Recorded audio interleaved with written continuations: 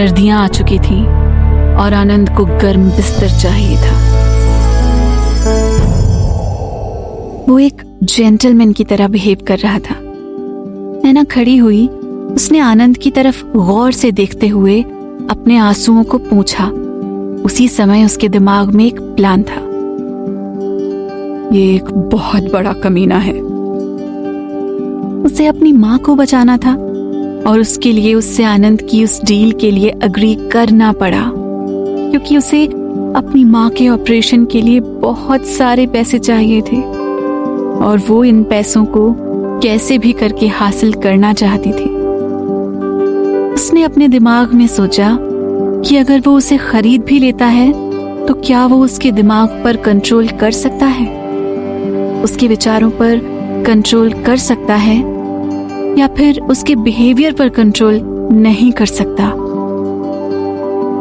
जैसे ही मुझे अपनी माँ के ऑपरेशन के लिए पैसे मिल जाएंगे, मैं उसी समय उस डील के लिए इनकार कर दूंगी, क्योंकि आनंद के पास इसका कोई सबूत नहीं है कि उसने खुद को आनंद को बेचा है। दूसरी तरफ उससे उस कमीने पर दया भी आ रही थी, क्योंकि अगर वो मर जाए तो उसका लॉस होगा, क्योंकि सचमुच वो बहुत हैंडसम था और नैना इतनी जल्दी चाहती भी नहीं थी कि वो मर जाए।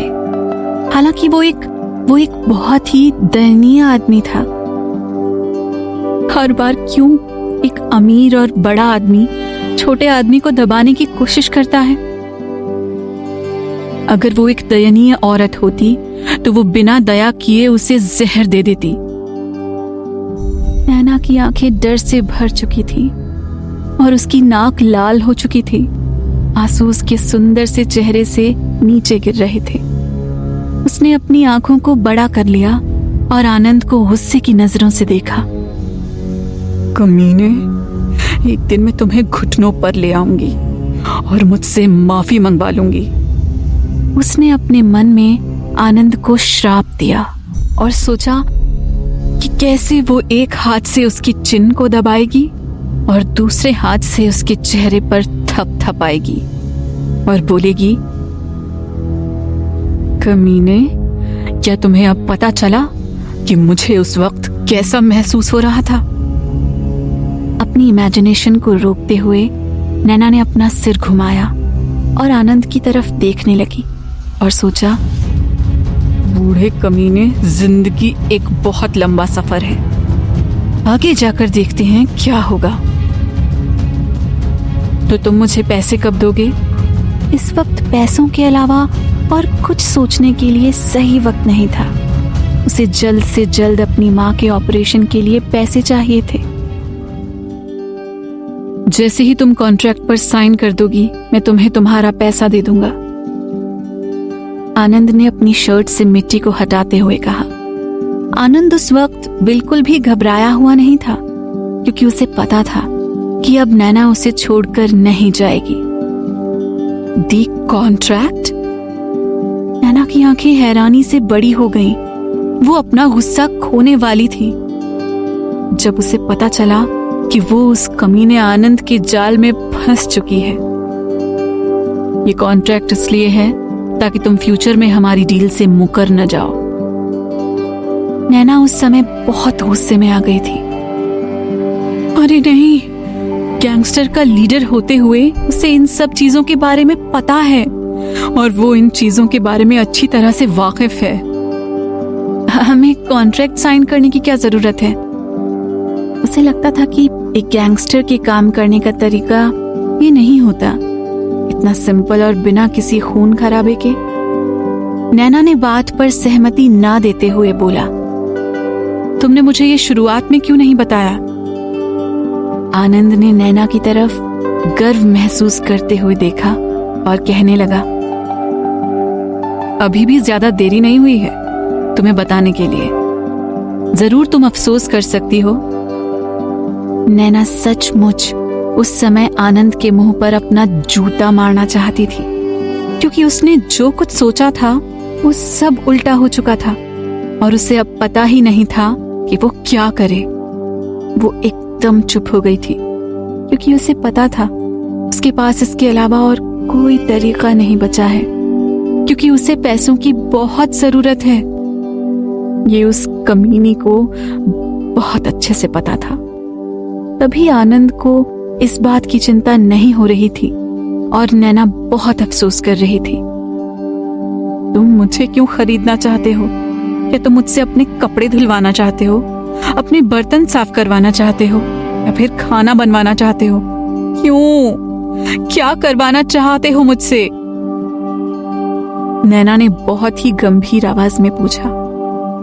आनंद को ये पता था कि नैना ये सब कुछ सोच रही थी। उसने नैना की तरफ देखा और उसके चेहरे को ऊपर की ओर किया। उसके चेहरे पर एक स्माइल थी।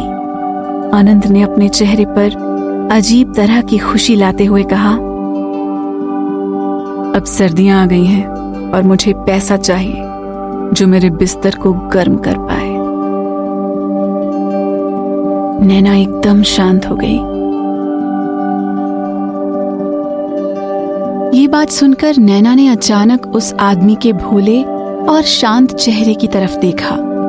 वो इस बात को लेकर बहुत ही हैरान थी।